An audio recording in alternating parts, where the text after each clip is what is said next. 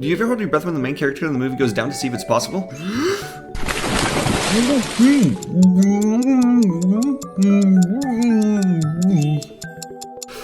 Our challenge is going to be to make it 5,000 blocks underwater in order to beat Minecraft. And as per usual, I will be giving a tutorial on how to build this insane aquatic turtle base very soon. Thank you, Graham, for giving me this idea.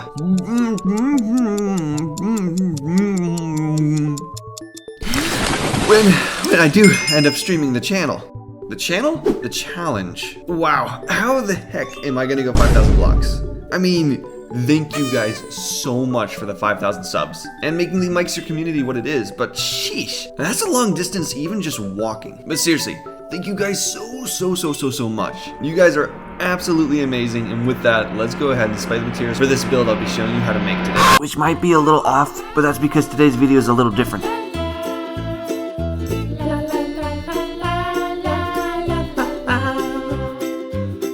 Man, this is actually a pretty catchy song, isn't it? It's gonna be stuck in my head for hours. Am I insane? Yeah, crazy. I was crazy once. I still am.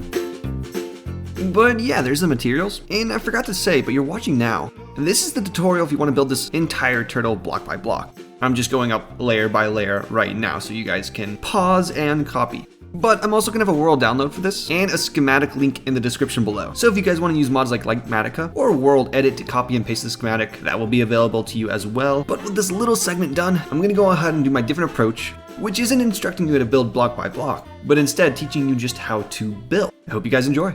So to start this tutorial off, I'm going to start off by showing you the 4 stages that I went through when I began to actually develop the build and go through the process of creating this thing. The first stage was the most simple. I literally just created this box, this little platform that I knew the turtle would be able to stand on. Since I knew a turtle base was going to be like totally organic, I figured it'd be a good idea to have a very structural, very angular platform for it to sit on, so that way, just in case anything went wrong, I'd always have this to actually be part of the base, and maybe the turtle could be decoration on top. I chose the blocks of mangrove wood, mangrove muddy roots, and mud and dark oak slab just to get this base platform done, because I wanted to go for a realistic turtle. I didn't want to do something very colorful and very pretty, even though eventually it did turn out very colorful and very pretty indeed. But with this base in mind, I just had this little platform, and this was just a start. Sometimes what I need to do to get to start building, and this is what I recommend you guys to do too, is just start placing blocks and see where it takes you. And this is where it took me, to this little box platform. With that in place though, I actually began crafting this guy right here, which I've never done this before. I've heard in so many videos that crafting using just colored wools and shapes is a really great way to do building. Usually when I started building, I start like this. I get the blocks, I start placing them, and I just start creating the structure. And eventually it just works itself out and becomes something pretty cool. But this time I wanted this build to look really good, and also organic builds are just hard to do. So with this turtle, I just started by grabbing some yellow wool. I went over to my little base platform, and using some Google images as references, I began to just start crafting what would look like a turtle's arm. At first it was just this 2-dimensional, more of a shape than anything else. Like, you know, you can see his little fins coming out, his little arms waggling like this. From there, I began to build up layer by layer, adding some 3-dimension to his arm and made it a little bit fluffy, but it also began to form a shape. From there, I would begin to develop certain parts. Actually, the next thing I did was I didn't form this green shell right here, but instead I started forming his neck/head. I noticed with a lot of turtles that their heads kind of connected to their body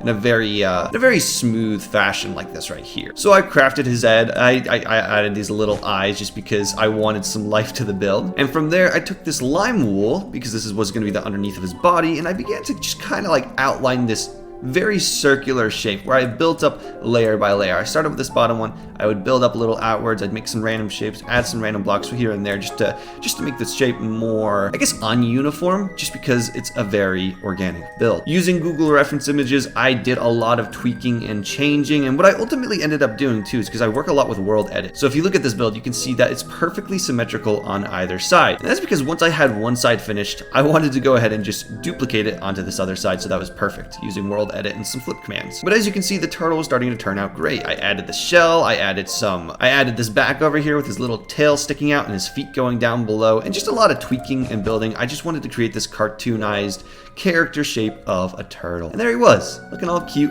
looking all cartoony, looking very organic, but the shape was correct in my eyes. From the reference images I found on Google, this looked great. Once I had this shape, and I positioned it on my platform so that it was kind of in the center. Originally, this platform was actually really far out, and it looked like the little turtle was gonna fall off, so I just moved it to make him centered and more foundational. I started looking at blocks at what I could possibly use. I noticed that with a lot of sea turtles, they had a very blue aquatic texture to their fins. They weren't just these green cartoonish turtles that we always see in these cartoons and stuff. Man, my elegant word choices always amaze me. But no. Instead, they had these blue specks and these almost green stripes on top of their fins and stuff, which I would go to add eventually. I tried to find a good color for the underneath of the body, something where I could have slabs to work with, because slabs are always just a great way of just smoothing surfaces out. As you can see, just putting this in here, all of a sudden, and it's not a block anymore, it's not a big chunk, it's a smooth transition. So originally I actually had hay bales in the build palette, but I did get rid of it because it was just adding too much chaos, too much distraction. A lot of building, when I do my builds, I've noticed, is just tweaking. You put something down, you look at it, you compare it to other builds and other real life creations, and depending on how that goes, you just kind of modify, you tweak, you add, you take away, but not his little face. And eventually you get something cool. Which this is something cool, but it's not the finished product. This was the next stage of the building process where I began to put lots of crazy random texture onto this turtle. And you can see there are some ideas I had implemented, there are some plans I had that I would eventually tweak. Like, for example, melons did not stay in the final product just because their textures were a little too contrasty, a little too conflicting compared to what we have over here. But I was beginning to see colors start to form. Originally the fins too, I actually had everything. All of this was just this blue ice, packed ice kind of texturing, this aquatic prismarine texture that we have right here. But looking at reference images, I began to texture, adding these green stripes and dots. Underneath his little hands, I began to add in these slabs and these planks underneath so that he would actually have some padding on him. And I connected the rest of the body because originally these areas weren't connected. You can still see some yellow wool actually in there too that eventually I would get rid of. But I began to smooth them out. I began to find the colors that worked and find the blocks that just made this pop to life. Again, it was a lot of tweaking, a lot of looking around, a lot of experimenting, especially with these new mangrove leaves waterlogged blocks. I wasn't sure about this at first. I'm still not totally sure. I think being a builder, you're never 100% happy with like your product that you turn out, at least like 99% of the time. There are some builds I just absolutely adore, but it was all about the experimenting for me, using new 1.20 blocks such as the mangrove, the mangrove leaves, the bamboo, the mud. I don't know if mud is that 1.20 or is that 1.19? I don't know, but this is what it was starting to look like, and this was good enough to get me into the final stage. I had set the foundation. I'd experimented with the shape using reference images from online. I went ahead, I threw some textures down just so I could get some color, some life added to this build and see where it was going. And then the final part was just the decorating of this guy. I began to employ a lot of methods that I typically use in builds, where adding a bunch of leaves and vines and, well, this isn't vines, this is moss hanging off this turtle. You can sometimes hide this ugly texture. I didn't really like the texture of the mangrove leaves that were waterlogged when it was in this bulk mass like this. I just don't like the way that looks. So I began to implement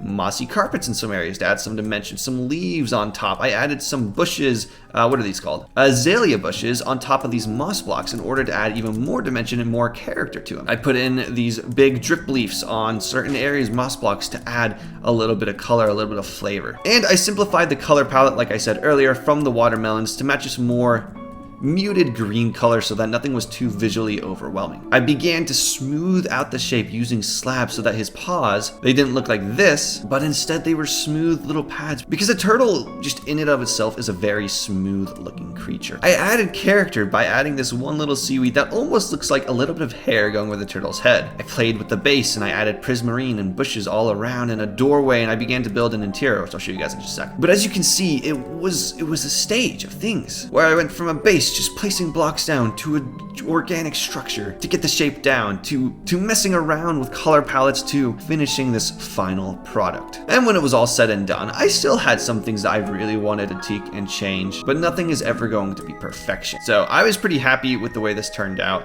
and at this point it was time to do the interior, which, oh my gosh, I've never been much of an interior designer in Minecraft, and this turtle, it caused me so much pain. If we walk up our little patio, which this can't be built on actual dry land if you wanted to, you can see that this actually looks pretty amazing. But I'm gonna show you in the other turtle right over there what it used to look like, because this looks uniform cohesive. It doesn't look chaotic and angry to the eye. Whereas this absolutely did. On hindsight, looking at it, it's not as bad as I remembered it, but I remembered it being pretty bad.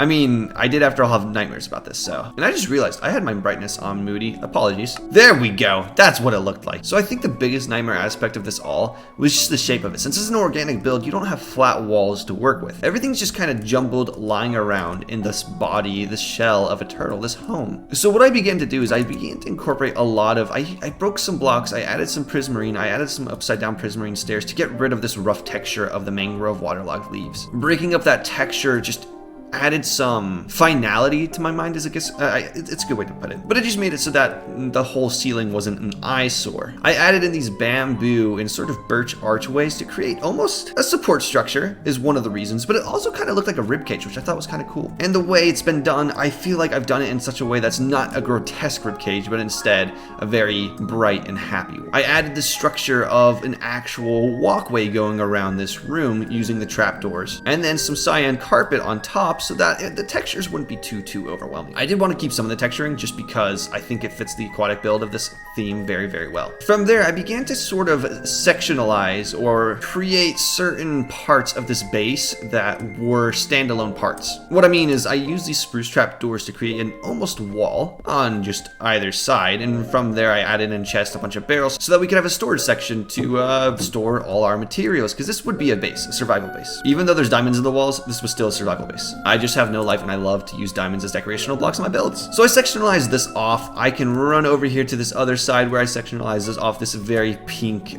brewing stand station. I didn't want something, because usually when I think of brewing stand, I think of witches and stuff like that and sorcery. But I wanted this to be more of a sweet cherry inside the turtle. This is its heart, its sweetness that emanates with the crystals, the cherry blossom particles falling and stuff like that. But I once again implemented the use of these trapdoors to almost create walls to sectionalize this off from the rest of the build. Over here, I built a very grandiose bed set with diamond armor stands accompanying either side so that you can have a place to sleep and look over your beautiful base. Over here, using stripped warped logs, I think that's what they're called, I created a standalone section. This is actually the head of the base, but you can see I implemented it so that these bamboo planks and birch planks connected into the walls to create almost what felt like an aquatic or Atlantic-like build. And on the inside, if we run up the staircase right here. Oh, which I didn't know. This is something I gotta change, but can you not walk upstairs with mud blocks? Look at that. That's weird. But inside this was just the enchanting room. So you got the carpet, the lecterns, the books. Maybe you could write a story about Atlantis. And it's a pretty cozy, snug interior. So there wasn't too much detail I could implement, but I did my best using some bookshelves, some paneled ceilings and stuff like that. And then from there, the last section, I think that was the most important section. I wanted this to be the workstation of the place, where we've got some buried gold treasure and crafting tables and a lot of the very essential tools you needed. Since this had much more of a rough bottom sea kind of vibe to it with the dark colors and everything, I thought this would be a great place to have a workstation, because when I think of a workstation, I think of a kind of a rough, grimy place where you're spilling the oil all over the floor and you're dropping your hammers and your tools and you're getting all greasy, but all these tools, all these blocks really fit that aesthetic very well, I thought. I even had some pirate bed bunk beds because I kind of wanted this to feel almost like a pirate ship at the bottom path. But that was how I got the interior done. And honestly, that was how I got this entire build done as well. I hope that some of what I said today might have helped with some building tips. I know this wasn't a per se block per block video tutorial, but I thought it would be fun just to, you know, do some talking. A very low-key, pretty fun and easy video to watch to increase your knowledge, your skill on how to build stuff like this. Well, let me know if with future build tutorials if you would like this style more, or if you would like more of the block per block, this block, this block, this block, just a flat out build tutorial for you guys in the future. But with that said, that is my autistic build process done. I don't know why I used that accent, that was just weird. I had a lot of fun putting this together and this video together. I hope you guys enjoyed. I'll see you guys in the next video, whichever one that may be. But until then, as always, enjoy life, enjoy Minecraft. I'll see you guys in the next video, and ciao!